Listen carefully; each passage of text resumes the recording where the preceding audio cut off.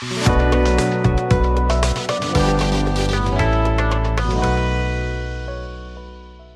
का हमारा टॉपिक होने वाला है वेरिएबल्स और डेटा टाइप किस टाइप के होते हैं हमारे पास जावास्क्रिप्ट में। तो किसी भी प्रोग्रामिंग लैंग्वेज में वेरिएबल बेसिकली हमारे पास कंटेनर होते हैं डेटा को स्टोर करने के लिए। मतलब टेम्परेरी अगर आपको अपना डेटा स्टोर कराना है तो आप लोग कराते हो वेरिएबल्स पे, और वो डेटा किसी भी टाइप का हो सकता है। लाइक आपके पास वो नंबर हो सकता है या फिर स्ट्रिंग हो सकता है कि आपने कोई मैसेज लिखा हो, लाइक हेलो वर्ल्ड हमने यूज़ किया था। और जावास्क्रिप्ट में आप लोगों को अगर वेरिएबल बनाने हैं ना, तो हम लोग यहाँ पे 3 कीवर्ड का यूज़ कर सकते हैं, var, let और const। अब अगर 3 अलग अलग कीवर्ड हैं तो ऑब्वियसली इनके बीच में कुछ ना कुछ डिफरेंस होगा, तो हम लोग वो डिफरेंस अब देखने वाले हैं।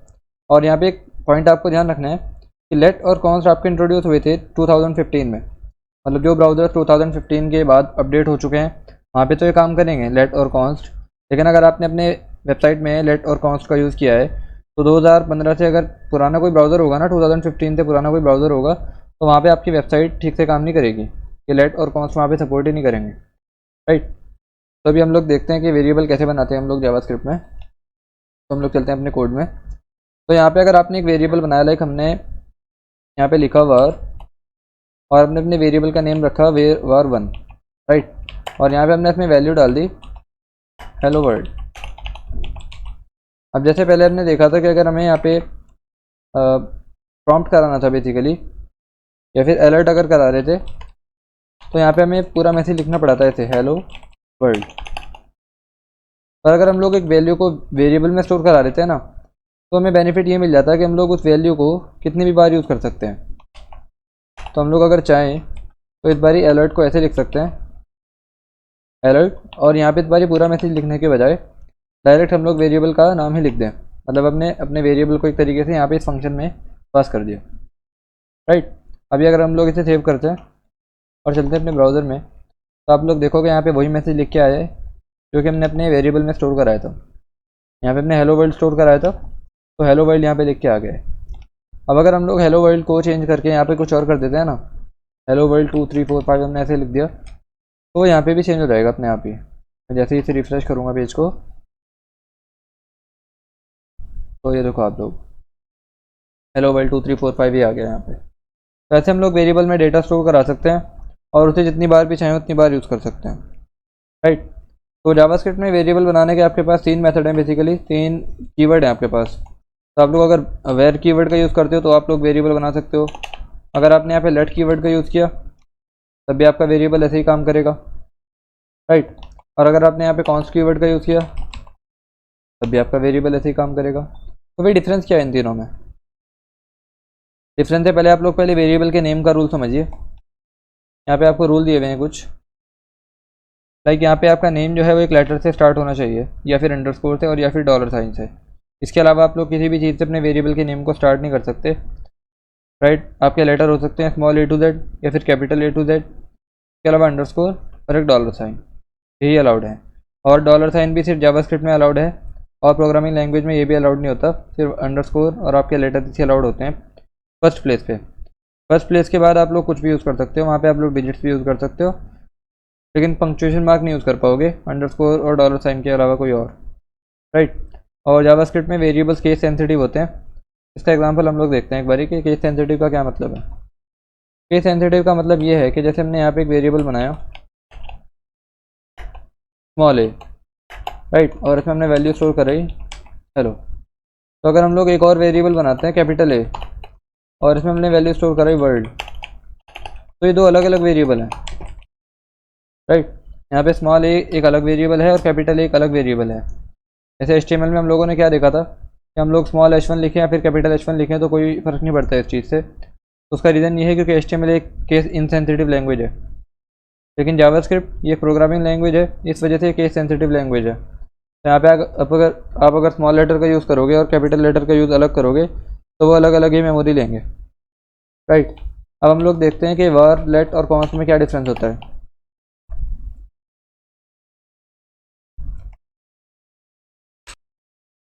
तो यहाँ पे आपको var और let में ज़्यादा कन्फ्यूज़न होएगा, क्योंकि const का तो सिंपल सा कंसेप्ट ये है, जैसे आपने अगर लिखा है var1 equals to hello, right, और नेक्स्ट लाइन में आपने var1 की वैल्यू को चेंज किया।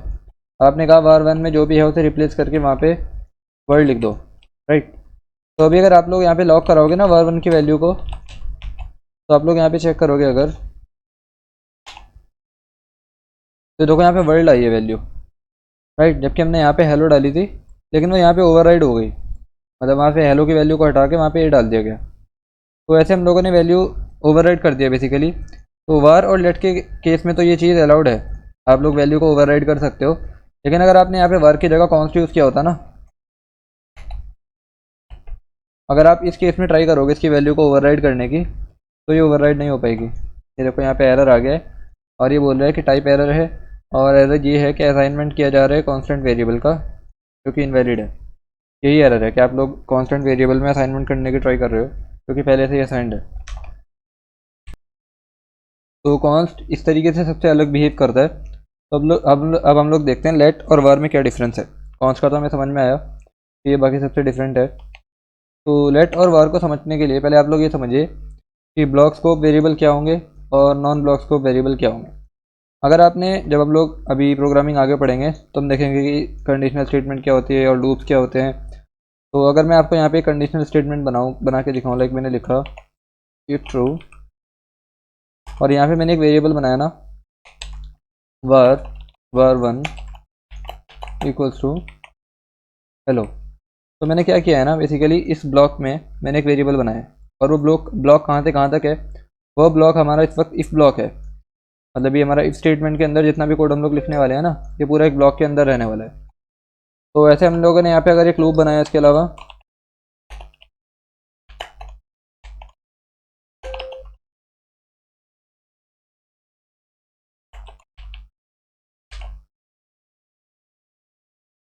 तो यहाँ पे हमने ये जो वेरिएबल बनाया ना आई, ये वेरिएबल बेसिकली इस केस में इस ब्लॉक में है।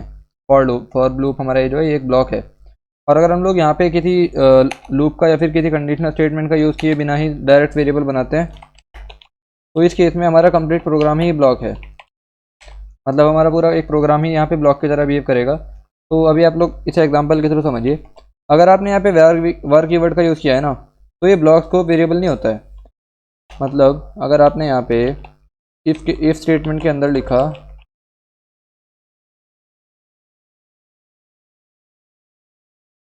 आपने लाइक यहाँ पे लिखा var1 इक्वल्स टू हेलो, तो वार कीवर्ड से अगर आप वेरिएबल बनाते हो ना, तो वार कीवर्ड से बनने वाला जो वेरिएबल होता है ना, वो हमारे ब्लॉक के स्कोप में नहीं रहता है। मतलब अगर आप लोग चाहो तो यहाँ पे से इफ ब्लॉक से बाहर भी एक्सेस कर सकते हो। अगर आपने इसे लॉक किया, var1 क्या है, तो अभी अगर हम लोग इसे सेव करेंगे ना, तो आपको वैल्यू मिल जाएगी।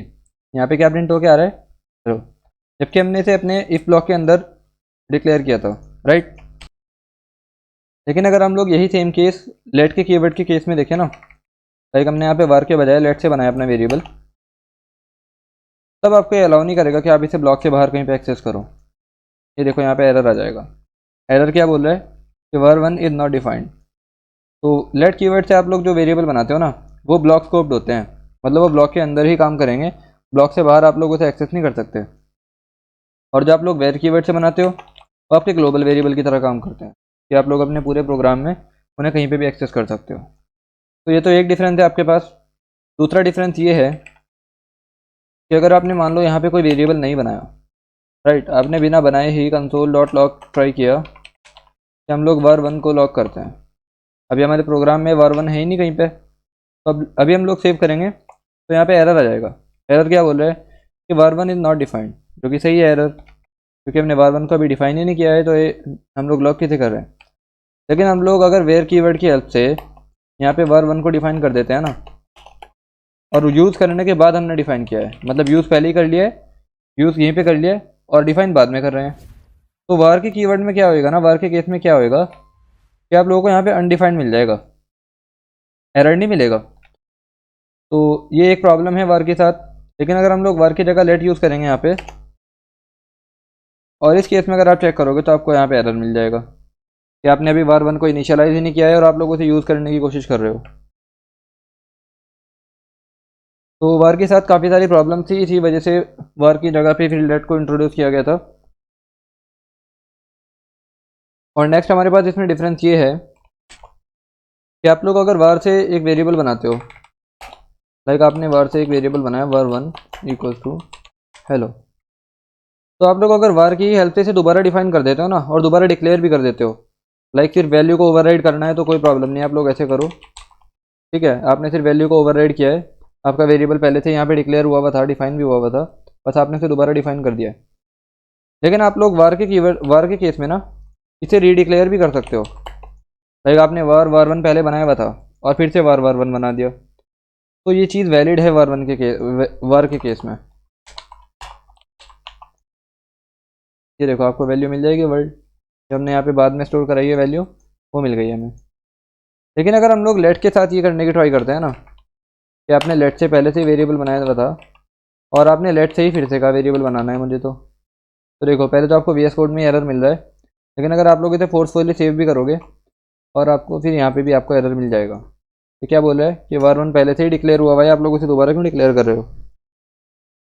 तो var के केस में ये भी प्रॉब्लम है कि आपको ये कभी पता ही नहीं चलेगा कि आप लोग ये वेरिएबल पहले ही बना चुके हो या नहीं, क्योंकि जब प्रोग्राम काफ़ी बड़ा होने लगेगा तो हो सकता है आप उसी सेम नेम से दोबारा वेरिएबल बना दो, आपको लगेगा मैंने पहली वाली बनाया वेरिएबल, लेकिन वो एक्चुअल में पहले ही बन चुका होगा कहीं पे, तो आपका प्रोग्राम मैसअप हो सकता है काफ़ी ज़्यादा। तो ये डिफरेंस है हमारे पास लेट, var और कॉन्स्ट में। और बेसिकली लेट की तरह ही हमारा कॉन्स्ट है, बिल्कुल काम करता है कि आप लोग कॉन्स्ट को भी दोबारा डिक्लेयर नहीं कर सकते और उसे भी आप लोग डिक्लेयर करने से पहले यूज़ नहीं कर सकते। लेकिन वहाँ पे लेट और कॉन्स्ट में क्या डिफरेंस है कि आप लोग लेट की वैल्यू को ओवरराइड कर सकते हो, ऐसे var1 इक्वल्स टू वर्ल्ड ऐसे करके ओवरराइड कर सकते हो वैल्यू को, लेकिन कॉन्स्ट के केस में नहीं कर सकते, ठीक है। ये काम करेगा यहाँ पे, लेकिन अगर आप लोग यहाँ पे कॉन्स्ट को यूज़ करोगे तो उसकी वैल्यू को आप लोग ओवरराइड नहीं कर सकते। कॉन्स्ट का मतलब भी बेसिकली कांस्टेंट है यहाँ पे, तो कांस्टेंट वैल्यू को हम लोग नहीं कर सकते रीडिक्लेयर।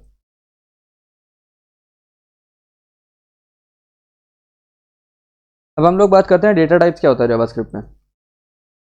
देखो डेटा टाइप्स के लिए आप ये समझो कि जो हमने अभी डेटा यूज़ किया है ना, ये सारा किस टाइप का है।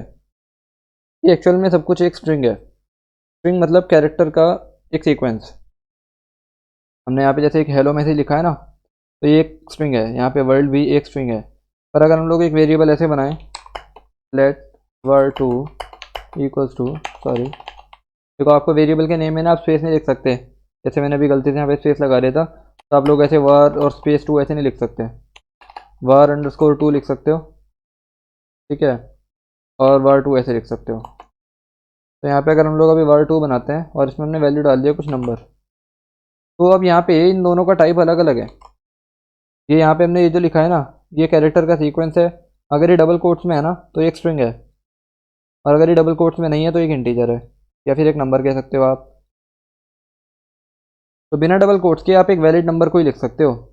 अगर आप यहाँ पे बिना डबल कोट्स के कुछ लेटर ट्राई करते हो ना ये, तो ये काम नहीं करेगा, आपको यहाँ पे मिल जाएगा एरर। और एरर थोड़ा सा आपको समझ नहीं आएगा कि आपको ये बेसिकली, और एक सेकंड यहाँ पे पहले से इसे हटाते हैं हम लोग।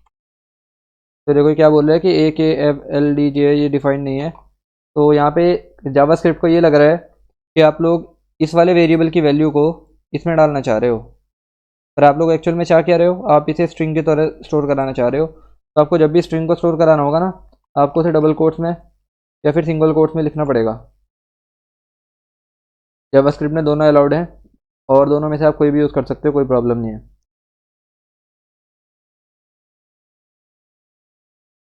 तो अगर आपको अपने डेटा टाइप को पता करना हो कि हमारा डेटा किस टाइप का है, तो उसके लिए आप क्या करोगे, आप एक फंक्शन यूज़ करोगे जिसका नाम है टाइप ऑफ। जैसे मैं अगर यहाँ पे अभी लॉग कराता हूँ कि मुझे टाइप ऑफ बताओ var1 का, ठीक है, सेव करेंगे, तो देखो यहाँ पे टाइप क्या है, स्ट्रिंग। ऐसे हम लोग अगर var1 की वैल्यू को चेंज करके यहाँ पे कुछ नंबर डाल देते हैं, तो इस बार इसका टाइप क्या आएगा, नंबर। और अगर हम यहाँ पे कुछ बोलियन वैल्यू डाल देते हैं, लाइक हमारे पास बोलियन वैल्यू दो ही होती हैं, ट्रू या फिर फॉल्स, तो अगर हम यहाँ पे ट्रू लिख देते हैं, अभी सेव करते हैं, तो देखो रिटर्न क्या हुआ है, बोलियन। फॉल्स लिखेंगे तब भी बोलियन ही आएगा यहाँ पे। और अगर नन लिख देंगे, तो नन के केस में यहाँ पे नन, ये नॉट डिफाइंड बोल रहा है इसे, तो हमें इसे बेसिकली यहाँ पे नल का यूज़ होता है आई थिंक, और एन से नल, तो नल एक ऑब्जेक्ट बता रहे हैं यहाँ पे। देखो नल का मतलब ऐसे बेसिकली ये होता है कि नल मतलब कोई चीज़ एग्जिस्ट ही नहीं करती है, बिल्कुल उसमें कोई वैल्यू ही नहीं है। और नल का आप लोग ज़ीरो से मत कंफ्यूज करना नल को। नल और ज़ीरो में डिफरेंस होता है, ज़ीरो एक्चुअल में मेमोरी लेता है लेकिन नल कोई मेमोरी नहीं लेता है। तो नल अलग है प्रोग्रामिंग में, ज़ीरो अलग है। नल का मतलब ये होता है बेसिकली कि आपके वेरिएबल में कुछ वैल्यू ही नहीं है एक्चुअल में, वो बिल्कुल नल है। मतलब आप लोग ऐसे समझो कि ज़ीरो का मतलब ये है कि आपके जग में पानी नहीं है, और नल का मतलब ये है कि जग ही नहीं है। तो ये था हमारे पास डेटा टाइप्स और वेरिएबल से रिलेटेड एक वीडियो। आई होप कि आपको सब समझ आए हो। बाकी आप लोगों को अगर कोई डाउट है तो आप लोग कमेंट सेक्शन में पूछ सकते हैं, और आप लोग खुद से प्रैक्टिस करके देखिए। इनमें जो हमने अभी डिफरेंस को डिस्कस किया है लेट और वार में, वो आपको क्लियर होना बहुत ज़रूरी है। तो बाकी हम लोग मिलते हैं नेक्स्ट वीडियो में, तब तक के लिए गुड बाय।